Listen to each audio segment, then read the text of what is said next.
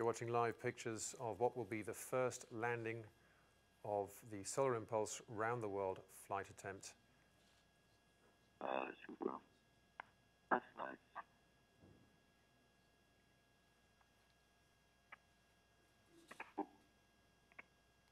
In a short while, you're going to see our catching crew cycling.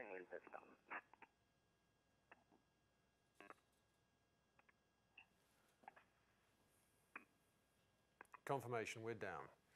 Solar Impulse has touched the ground and landed in Oman. First leg is now complete. And congratulations from all of us in Monaco Mission Control. And we're just going to wait until the plane comes to a complete stop.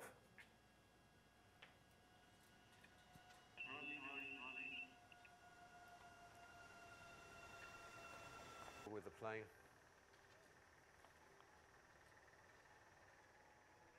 And you won't have much long to wait until the next one. Join us again on solarimpulse.com for the next Solar Impulse TV live program.